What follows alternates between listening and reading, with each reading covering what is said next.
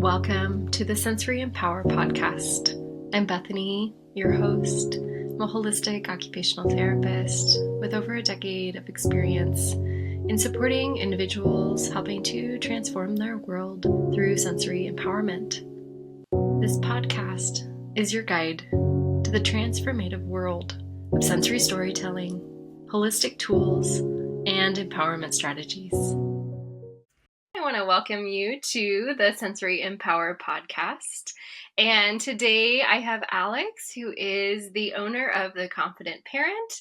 And Alex, I'm just so excited to have you on the podcast. And I'd love for you to just kind of share with everyone a little bit more about you, your business, and if you can share with everyone some exciting news that you have today.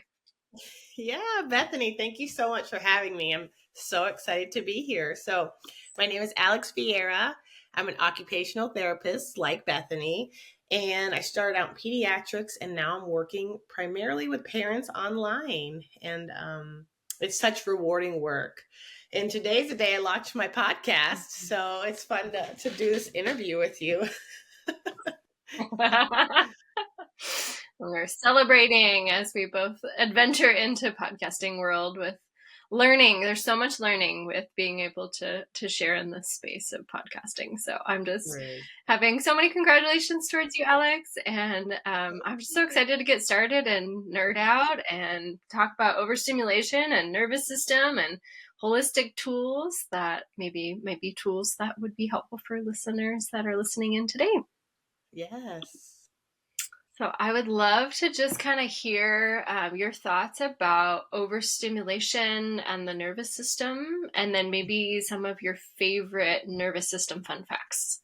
I know you said you've got some such intrigue, as do I, in this subject. So just kind of any thoughts that you have about overstimulation in our day-to-day world, how it impacts our nervous system, and any fun facts that you may have that you want to share. Yeah. So a fun fact, I had to write it down because I was like, what is it? So our nervous system has hundreds of billions of neurons, right? Specifically just in the brain. And that's more cells than there are stars in the Milky Way. Wild. I don't know. That just blows my mind. I just have the visual of like how intricate our brain and our nervous system is. It's amazing. It's amazing. And we're going to be just unpacking a tiny bit of the nervous system today. So that blows my mind. Yes. So talking about overstimulation, I feel like every parent, right? We work with parents specifically are like, yes, overstimulation. They don't need a definition of it. They just hear the word and they're like, yes, I have that. So, and I love the cup analogy. I know most of us OTs use that cup analogy. So our sensory system is so closely linked to our nervous system. And I think of our sensory system as a cup, right? And we have 8 senses. And when there's too much input coming into the cup can overflow. And then that is like just sensory overload.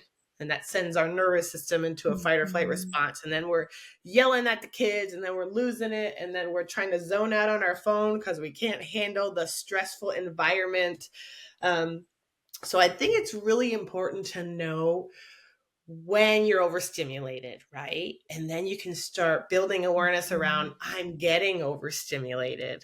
And then you can start using these tools that we talk about to help prevent the overstimulation, right? I mean, it's still going to happen, but there are things we can do to even prevent that cup from overflowing all the time. So that's that cup analogy that I love. Do you explain it to parents in a similar way? I definitely do. Yeah. And I've gotten so much feedback. I've given some, like even teacher presentations, and they're just like, oh, it's that visual, right? We're visually seeing like, oh, I have a small cup. So these are things that I'm going to be more sensitive to. So I've just got to kind of keep tabs of what senses have smaller cups. And it's just this really clear visual that I think just makes it more concrete because we have a clear explanation. It's visualization in itself is very powerful, but to have the clear, like, oh yeah, I am literally overflowing because it was too much. And then I like had that loud noise, and that was the thing that pushed it over the top. I love and have gotten some really good feedback that it makes sense. It's a very clear way of understanding sensory overwhelm, overload, and that whole context that can be, kind of confusing language in the world of OT that we help and support with. So I think it's really beautiful that the ease of clarifying some of those facets to make it just more understandable for those. Because the more we understand, the more empowered we can feel with the knowledge to make a shift of that awareness piece. Like awareness is key and crucial. Yeah, the awareness and the why. A lot of us need to know the why behind things, and that's when it starts to click. And that's what we do. We explain the why. Yes, it's so delightful. And I think just when I think about working with the families that I support and working with the adults that I support in the online space, they're like, you just, that light bulb moment of, oh, it's clicking, like it's making so much sense when it's understood from a sensory lens, and the responses that our bodies have, especially sensory sensitive world. And we'll dive into that a little bit of like, how can we think about our environment to support sensory sensitive world? But I think there's just those beautiful moments where we can just like take a pause and have a reflection of like, oh, this is because of this, like this big response occurred as a result of this sudden thing when we were able to think about it from a sensory lens. Yes. Yeah. And I like how you said, we can think about sensory processing and, sensory overload is one big cup, but each of your senses have different sized cups. So I think you and I both have a very small cup for auditory input, right? Like we don't need that much noise. It could just be the background noise, people talking, a loud, unexpected noise, and that cup overflows very quickly. And you could be maybe sensory seeking and have a big cup. So I know I'm sensory seeking for proprioceptive input. So I need to move a lot. My movement may be distracting to others, but my body needs to move all the time because it's trying to regulate itself. I was that kid that was always getting yelled at because I could not sit still, and I still can't. So I've never had a job. Yeah, right. We don't have jobs where we sit down. We work with kids. We're moving all the time. On purpose. We have these careers on purpose. As I sit on my rockers. Yeah. Right? Yes. I resonate with that so much, Alex, because I was that kid where I probably needed like a 504 in school because I couldn't stop moving. And we're just trying to meet that need. Just a big cup. We're filling it up. We're getting feedback. We've got to know where our body is. So we're leaning and we're pushing and we're moving and we're twisting and we're sitting on things and squeezing things and flipping things. And I resonate deeply with the busy kids, and that I think the other feedback I've had is that when I get to explain my sensory shares of what life is like being a proprioceptive vestibular seeker, that those are things that really start to click in of a deep understanding of parents that may have the exact opposite profile as their kids, who are more of a sensory seeker preference and profile. And it's this like, oh, that's because they just need more. I get it. It's not like a bad behavior. Yes. Yeah. And my husband, I have to remind him our children are young. They're 5 and 2. He's like, why can't they just sit still? I'm like, well, this one has more sensory seeking than the average 5-year-old. So she cannot. That's why we only eat outdoors where kids can run around and not break things, and when you understand this about yourself and about your children, you have more empathy for yourself and for your kids. And then like, you're not going to lose it on your kid as much because you're like, their little body is just trying to meet a need and regulate, right? It's powerful to know this stuff. Mm-hmm. It really is. And I hear the passion and excitement in our voices to be able to shout this from the rooftops. To moms all the time. I'm like, you need to know this. You need to know why you may like the deep pressure and the movement, but it's the light, unexpected touch from your kids that just sends your skin crawling. Like, that's why. And then plus the noise and plus the visual clutter. That's why you feel like you're losing your mind. And when you know this, it just, it's beautiful. And then you could start changing your environment, using tools to really support your nervous system. It goes right beautifully into our next topic of holistic tools and techniques. Yes. So are there any favorite techniques that you recommend or you use yourself, Alex, for managing those overwhelming moments of complete overstimulation? What kind of helps you Yes. regain control, or what are some of your favorite tools? Yes. So I would say the foundation of awareness, understanding your sensory needs is huge. And then you continue to build awareness when these things happen. So you know that grocery shopping with your young kids usually makes your cup overflow. Okay. But sometimes we still have to do these things. I mean, you can accommodate, you could do Walmart pickup, you can avoid the grocery store during busy hours. But if you have to do it, you can use those tools. Even Walmart has sensory friendly hours now with no music and dimmer lights. Like, oh my gosh, I don't know if I could go to Walmart all day like that. But that awareness, right, it helps you understand. And then you can try to accommodate, and then you can start using tools. So one of my favorite tools is just that deep breathing. I know we hear it all the time. Oh, everyone says to take deep breaths, but it really does help when you could feel the overstimulation happening. The heart is beating faster. You're starting to get irritable. Take those very deep breaths, diaphragmatic breaths with the long exhale, because right, your nervous system is going to go into fight or flight automatically. You cannot control that. So it senses a threat.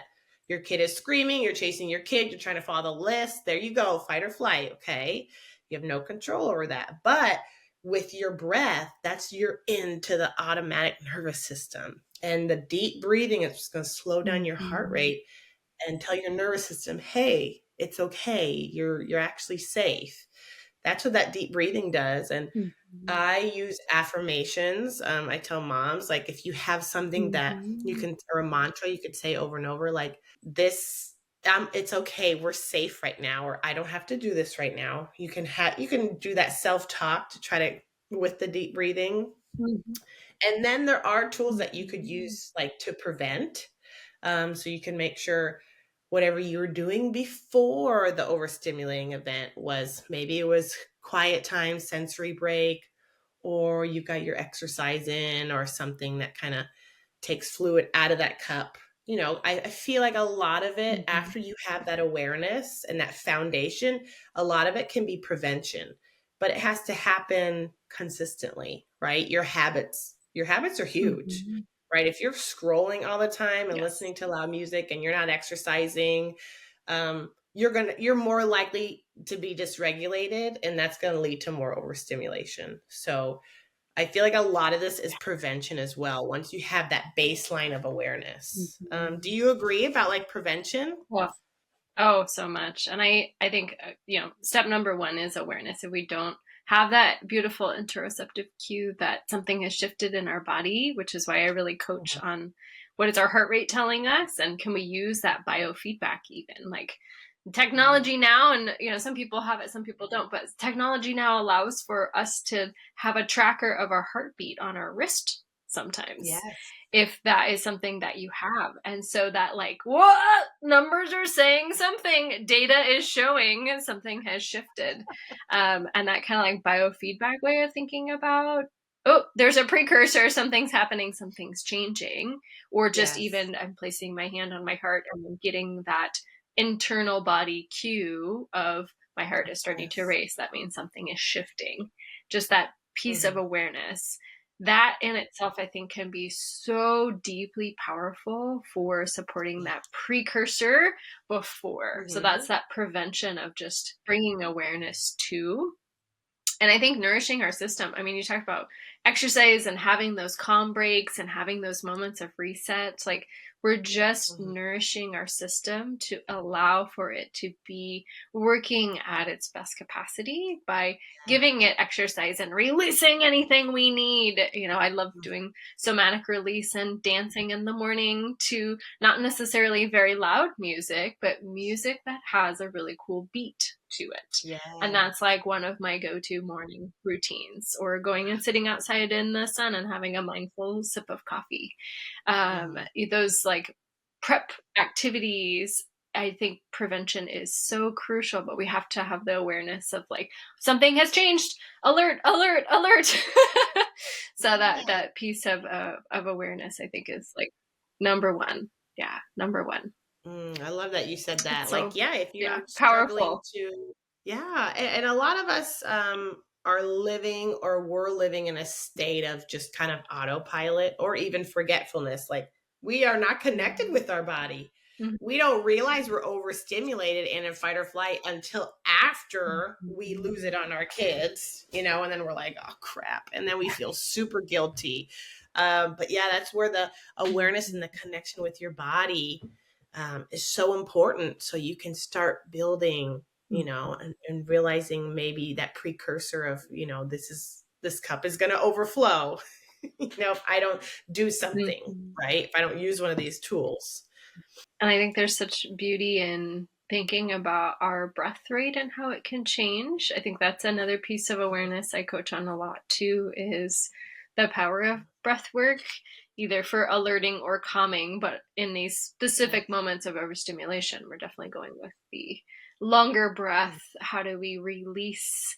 How do we notice and have that, vagal toning and all of those lovely activities? And um, Mhm. along with that breathing piece, I love just teaching like, gargling or humming your favorite song, just like vagal toning activities, self massage, those sorts of things that can kind of help as that prevention technique too, of just like, we're just saying hello, little vagal nerve. You're doing good. You're all right. Hi, friend. Like, just even bringing attention and acknowledgement to the vagal nerve, I think, can be just a beautiful way of, just sharing some extra love with our body. Um, and I think it really brings us back into our bodies, because Mhm. autopilot is something that I see happening very, very often. It's Mhm. just like, gotta do, gotta do, gotta do, and we're in this like critical analysis to where we're not able Mhm. to have ease in being able to think about the responses. It's just a reactionary response that kicks in from our nervous system. Mhm. And I think just this piece of self love, self compassion, and acknowledgement of like, yeah, I'm just really thinking about the things that my system might need today. What is it that I need today? How can I prepare my system? And I think that like prevention piece, and because it's just such a beautiful topic you brought up, Alex, of thinking about the things that we can do prior to. So if we know we're headed to, like you gave the example of going to the store, might be an Mhm. overstimulating experience. If you know that you're headed to go do a higher level activity of, instrumental activity of daily living, maybe, where you're needing to really activate frontal lobe, we've got to think through these tasks. Are there extra nourishing things that you can do prior to prepare your Mhm. system? And that kind of goes into like even creating a sensory friendly environment in your home. Like, do you have a space that you use, Alex? Is it outdoors or indoors, or a space that you use that kind of is your like go to chill spot? And if so, if you could share with the listeners, like why you've created it as your chill spot and maybe what you have in it to nourish your system. Yeah, so I have a small house, and even we've so I'm overstimulated easily by visual clutter, so I don't want to be that mom who's Mm. always cleaning, because like just a few toys on the floor is a lot, and then you're bumping into them, so then there goes, you're Mhm. overstimulated by the touch. And so we go Mhm. outside a lot because my backyard, I live in the mountains of North Carolina, it's just trees. For Mhm. example, yesterday, me and my kids, we all slept horribly and we were really cranky. I'm like, it is too late to nap. And we were all just yelling at each other. I'm like, we're going outside right now. She's like, I don't have shoes. I'm like, we're going outside. And just, I would say if you have a kid, it almost always works. If you feel like you're losing it or your kid is, just go outside. Unless you live in the middle of New York City, then maybe not. But it is quiet. There's less, like just the colors are calming to our nervous system. It's quiet. The birds, that is our go-to, being outside. And then our garage is kind of like a gym. So movement is really important to me and my children. And we went for a walk. We did our obstacle courses and lifted heavy weights, and we were brand new afterwards. But yeah, I would say, I would definitely say, I would say if you do get overstimulated easily by noise and touch, and you live in a small place, I mean, it could definitely, that environment could be overstimulating. So decluttering your house, having quiet time, not having the TV on in the background. A lot of people like that. I mean, you may like it, maybe comforting, but it can be overstimulating you. Or trying to play some good music, maybe frequency music or calming music. So, and sensory input is cumulative. We have to remember that. So as the day goes on, the cup slowly fills up. So make sure throughout the day you have those little breaks of maybe going outside or quiet time to prevent the cup from overflowing. So what about you? You're a teacher and you work with kids. Do you hide in the bathroom? How do you take your breaks? I was like, I luckily get to go float into schools as an OT, so I get to go have time in between. So I might go to 3 different schools in a day, and then when I'm working with my clients, I always prepare my system before. So there's always this like visualization I have of, if I'm walking into a house to support a family, if I'm walking into a classroom to support the students, I am pausing and checking my system and having a mindful moment prior to entering the room. So even if I'm like, maybe a few moments behind schedule, I just take that 30 seconds and I just kind of like squeeze my arms. I have a moment of grounding. I mean, like wall leaning is like one of my faves, of just like, I'm going to just lean against this wall. I'm just going to like notice my rib cage expanding and closing, and I've got this deep breathing, and I'm setting my intention of calm regulation before I go enter a room. That might be, I don't even know what I'm walking into sometimes. And that has been a really helpful kind of pause for me. And then before I work with my online one-on-one clients, I have like a grounding moment where I'll maybe light a candle and just, use some essential oils, just kind of like take a moment, at least probably 5 minutes for myself to prepare my system. And just take a sip of something warm.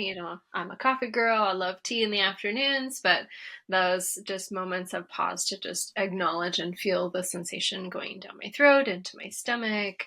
That mindful moment, maybe sitting out on the porch and listening to the birds, because I live in Oregon and there's just beautiful forests everywhere. And I just love mindfulness in nature. And I'm so grateful that you brought that up, Alex, of like the power of using nature as a grounding technique, especially if the inside is starting to feel too tight, too loud, too overwhelming. We can have that freedom.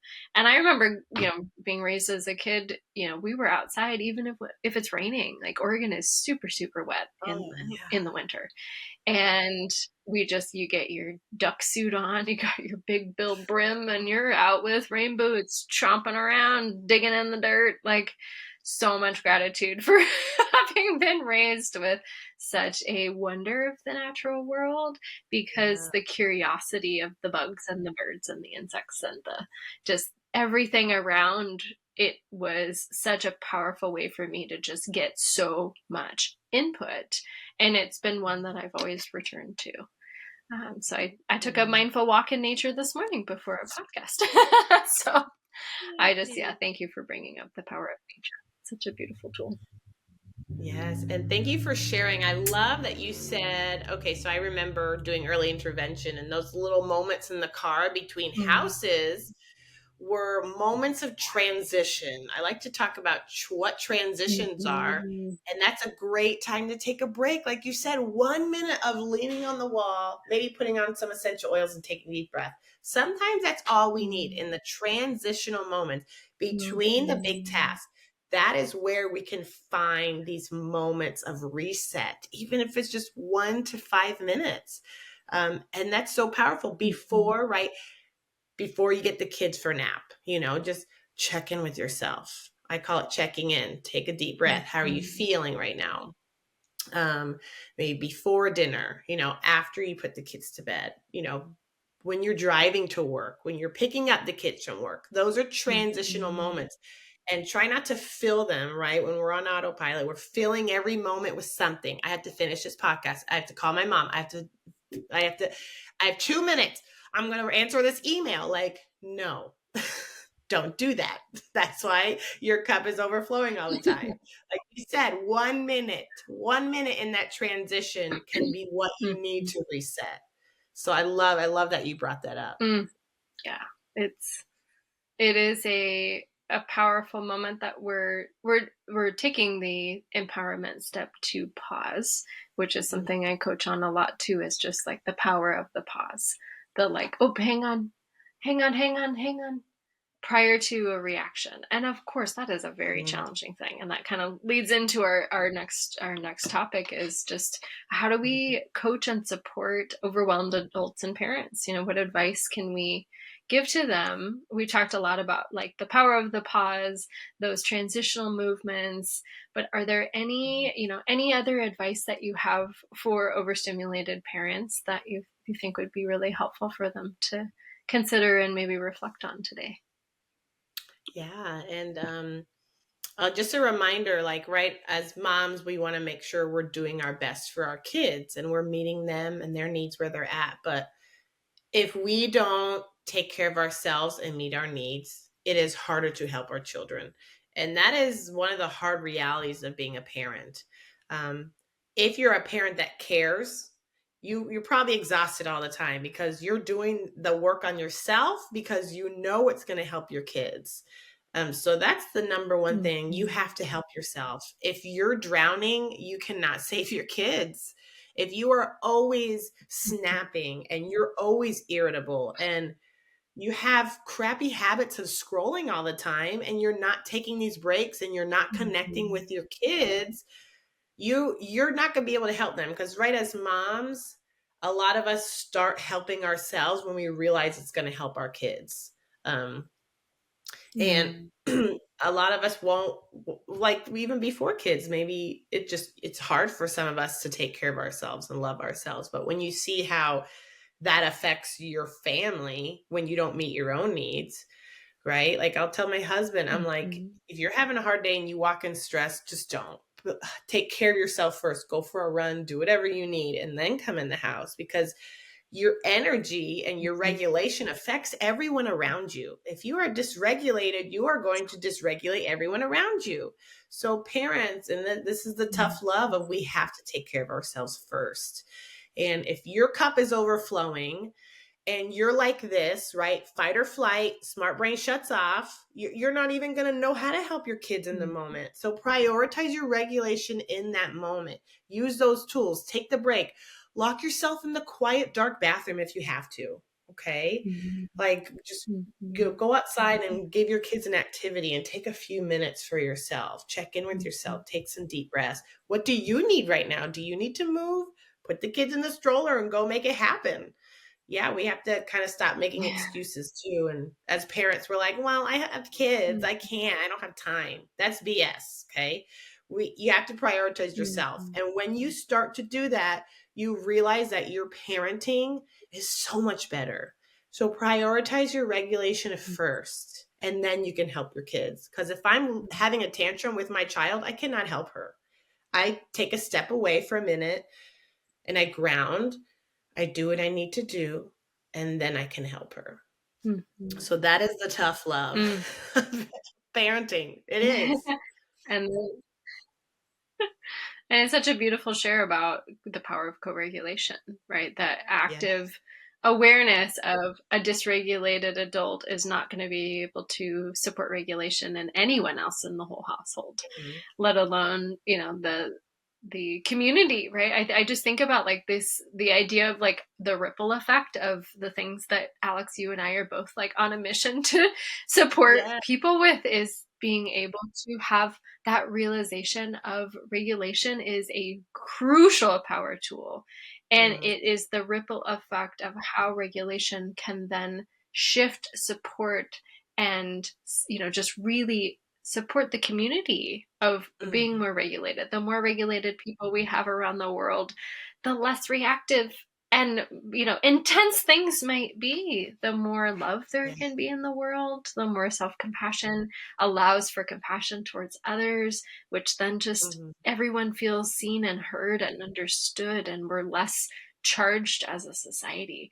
And that, I know, is Mm-hmm. like a big, huge, like eagle I vision, love but I mean, I hear your passion, and I hope my passion is coming through too, of just like, these are things we could all do together, you guys. Like, we could do this. It's like a Come piece on, guys. of deep empowerment. Yeah. Yes. Yes, I love it. That's how you change the world. It starts with you, okay? And it starts with your home, Yeah. right? If you have the tools, Yes. right? Yes. We're human. Parents are human. My kid sees me trying to regulate. Like I clench my Mhm. fists and I start taking my deep breaths, and my kids give me that look. They're like, okay, mama's trying her best right now. And then I'll say, I need a minute. I'm human. Mhm. They see me Mhm. having the human moment. They Yeah, see me trying to regulate. And then they see that absolutely. it's perfect for Mhm. modeling. So I'm doing this work. I'm teaching my children Yes. this work, and God knows the impact that they're going to make. So it starts with us. Like you said, it's the Mhm. ripple effect. And I think it's that like in the moment demonstration, I think can be so Mm-hmm. crucial. And I've really done a lot of coaching with families about, if you are starting to get dysregulated, can you move just into the other room? And of course, if there is a following of the children into the other room, to keep asking, are there Mm-hmm. things that you can explain? Hey, I'm starting to get overwhelmed. Things are too loud right now. So I went Mm-hmm. in here to go listen to this music.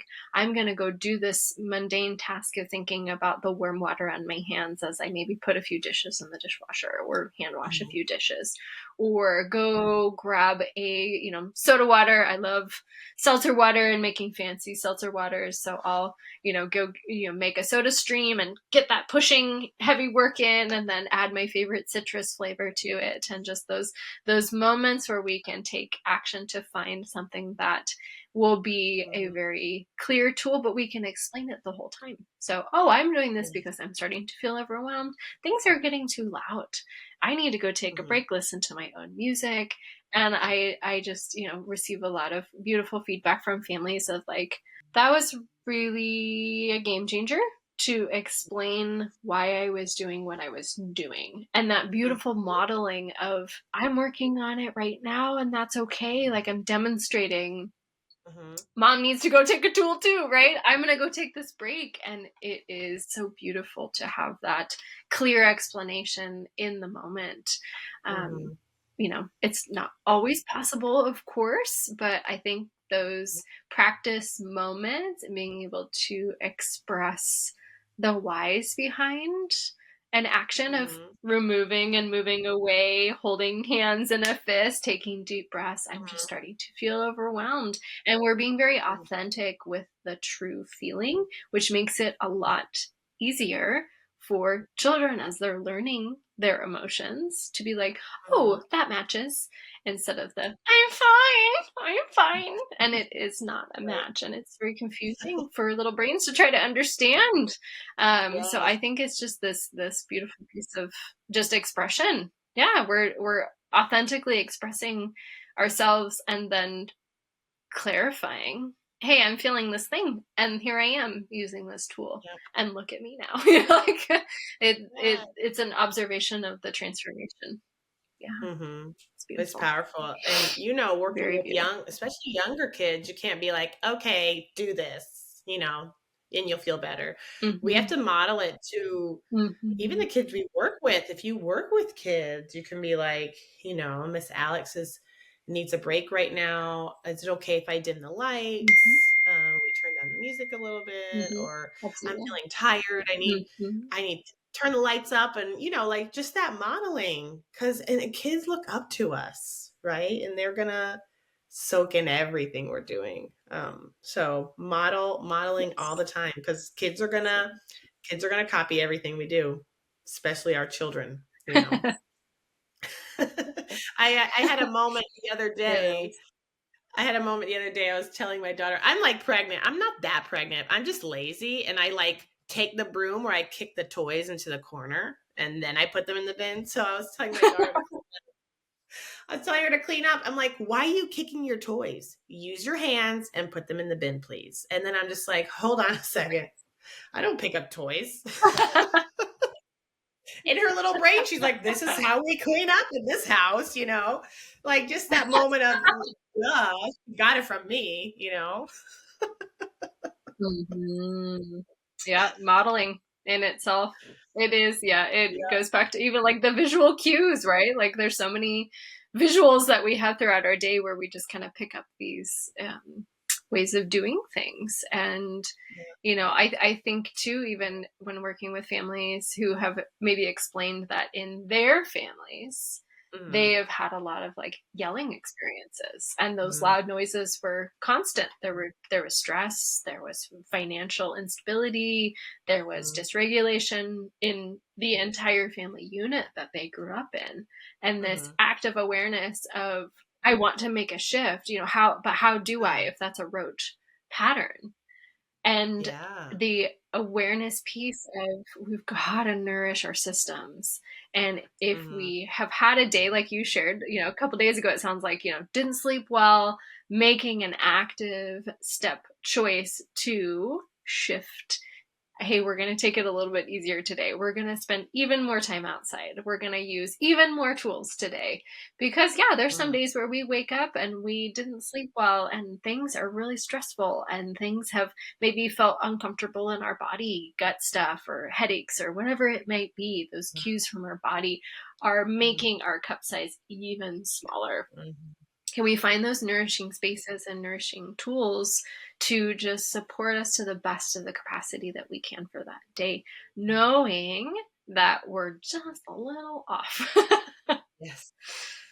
Yeah, thank you for that. Mm-hmm. In that, yeah, that interoception, which is such an important sense that people don't even know we Mm-hmm. have. When I'm like, we have 8 senses, people are like, what? I'm like, yeah. Interoception is an important one. What's going on in my body right now? Sometimes we don't even know. I have a headache. Well, Mm-hmm. maybe because I didn't sleep. Maybe I'm dehydrated. Like, just the problem Mm-hmm. solving too. Yeah. Mm-hmm. Yeah, I had this fun. I have a monthly membership where I support adults that are sensory sensitive and overwhelmed, and I always have like a little piece of education. And so we did one on hunger, hanger, and angry, and the Ooh. three differences of how we can start to identify and tease out what body traits we might be noticing. Oh, I love that. That, a lot of things, anger, a lot of it is like cheeks and head awareness of who maybe temperature is increasing and heart rate is Mhm. increasing, and hunger is very much going to be in our stomach, also in our head, but maybe more of that cue from our stomach of tightness and Mhm. growling, and can we bring attunement to that and then try to solve the problem by having a power snack, whatever your system is needing. I am also a go-to sensory snacker, and so I strategize snacks and how I like ingest food throughout the day, thinking and Yes. making sure, because I've got a big cup for oral input too. So I'm like, I need Mhm. crunchies. Nope, I'm working on not biting my nails. They've gotten so long. It's delightful, because I'm strategizing the things that I can have for my system. So it is this like, we're just prepping ourselves, knowing the things that really support support, and even like doing some journaling, I think is such a key piece of just like, oh gosh, I really noticed a shift when I used this. This is something I'm going to have in my back pocket of my repertoire of a nervous system tool that I can bring back. Or gosh, when I did this, I kind of got more uncomfortable. Well, that's maybe one to like tab for a moment. I can maybe try it again in the future. But I think a lot of these tools that we can brainstorm to support our clients are a lot of trial and error. And I think tracking and having some data tracking, if that's how your brain works and is intrigued by it, I think it can be very empowering to kind of start to notice the trends or the patterns of, what was it that really supported me shifting from dysregulation to a state of calm and ease and returning back to this lovely equilibrium and not being as reactive. Was it the deep pressure input? Was it lifting weights in the morning? Was it nourishing my system with whichever food I was needing that day? I'm a go-to for like carrot sticks and dried mangoes of just like having that like pull and that crunch and like that heavy work of chewing. So those are all things I like build into my routine. The car snacks, I love it. Because we're sitting for a long time with all the crunchy food. Yes, crunchy foods indeed. The best. Well, can you share a little bit, Alex, about your new podcast and just kind of tell everyone about it, what listeners maybe can expect with your new podcast? I'd love to hear. So I love doing the talking head reels where I'm just throwing out education, and I had someone would be like, can you talk more about that? So I'm like, yeah, I could talk all day about this. So I record podcasts in my car. I call it my studio. And I'll just be going through. I have a 12-week coaching program that I just started, and it's online. I was doing weekly coaching where I would educate during our coaching calls, but now I have mini courses for the 12 weeks. So that's what I'll be covering in the podcast. All these, with the holistic approach, there's a lot that goes to the nervous system. So I'll be talking about the nervous system states, all the bottom up approaches first, the sensory system, and then we'll be going top down with some thoughts and beliefs, identifying our behaviors, classic OT stuff. How do we change our environment to make us more successful? So that's the coaching program I have. So I'll be talking about that a little bit in my podcast, and the podcast is kind of like an overview of what that is. But I'm just so excited to give. And I like to give away things for free as much as I can. Like I give courses and I do master classes because it's just stuff we need people to know. Like you need to know this stuff. So that's my job, to try to share with as many people as possible. Because it starts with us, right? If we want to make an impact on the children in the world, it starts with their caregivers. So.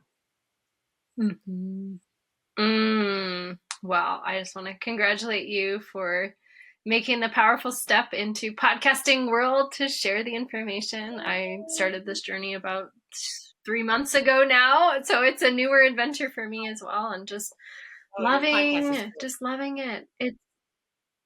Thank you. It's just so fun to just be able to share, right? I don't ever want to keep this information. And of course, Alex and I both have businesses, so if either of you are interested, right, we can do some collaborations together in the future. I love this beautiful collaboration today of being able to highlight each other's businesses and insights and our beliefs, and being OTs is just so fun. It's such a fun job where we get to, I think, actively step into meeting our own sensory needs, even through the work that we get to do, and sharing our sensory stories and talking about our own nervous system experiences and how those deep, authentic shares really just bring light to experiences of humanness, and being able to have those just like, I see you, you're not alone. We are too experiencing these moments. And also, here's the things that we've found to deeply support our system: helping with improved sleep, helping with our ability to move through our workday with less like heart racing experiences where we're moving into states of reactivity instead of responsivity. So I just, thank you so much, Alex, for being on my podcast today. And I think there's just a delight. And I have one final question about where do you see the future of occupational therapists going with supporting those that might be having sensory processing difficulties? Of just kind of like future ideas of where our profession might be headed. Yes. Oh, so I tell people, if you have never worked with an OT, I think you should, whether it's you or your children, because we have a skill set.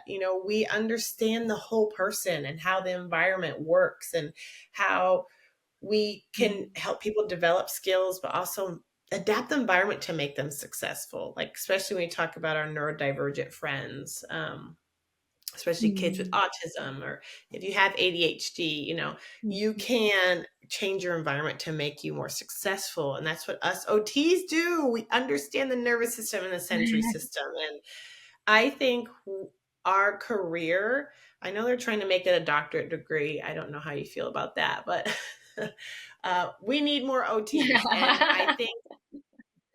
I think, yeah, we can talk about that later.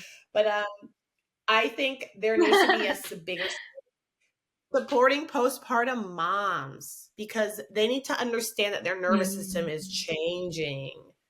A lot of moms, after they have kids, are like, what is happening to me? I would love to see, more support for women in the postpartum space. That's my goal. Like, how do I get into these mom groups in the hospitals and educate the moms, like right after the birthing class, be like, hold on, let me tell you something about what's going to happen after, because that's so important. And I think we can fit into that space of what, 1 in 6 moms have postpartum depression, anxiety. That's the nervous system, right? And that's where we can come in and help. So I would love to see more OTs in the postpartum space, for sure. And I am delightful to share that I am in that space as well. I'm a co-founder of the Baby No program, and our belief is early intervention, and that is birth to 12 months, education, but I lead the mindfulness sections, and we have affirmations, and we have shares of parent tools, tips, learning about your baby's coos and sounds, and this empowerment piece with knowledge, but also the heart and that spiritual connection of knowing that your baby is very in tuned. And how do you support your nourish system with mindfulness and regulation supports in that first year of your baby's life? And I too feel that is deeply crucial and can be an area where I think flourishing in the ability to support and shift. And I think, shouting to the rooftops that it's not just like you go have your baby and then you're good. Like there could be an OT referral right at discharge to support with postpartum and education, and just building in those routines, building in those abilities to have those moments of pause when sleep is totally shifted and nervous system state and body hormonal, everything is just shifted in those moments, period, following. I think it's just, what a beautiful reflection point. So I just love our missions. It's just so exciting, like just to chat with OTs and be able to hear their stories. And, I think in general, so many OTs that I've worked with and met are just like this deep passion to share and support and educate and empower. And it is just, I wake up every morning just having so much gratitude to be able to be doing what I'm doing. So thank you, Alex, for sharing everything of what you're doing and being able to support. And if people want to know more, is, Instagram the best way to find you, or what would be your preferred social handles where people can find you and learn a little bit more? Yeah, definitely Instagram or Facebook. Just message me, and I just love to connect. I also have a Facebook group called Road to Regulation, where I think there's 115 of us, and I like to just talk about the real Oh, stuff. So it's a community where we can support each other yeah. as well. Beautiful. Beautiful. Thank you so Well, much, thank you so much, Bethany. Alex, for joining. Yes, I appreciate it. And we'll keep in touch. And congratulations again on the launch of your podcast. It's very Thank exciting. you. Thank you for having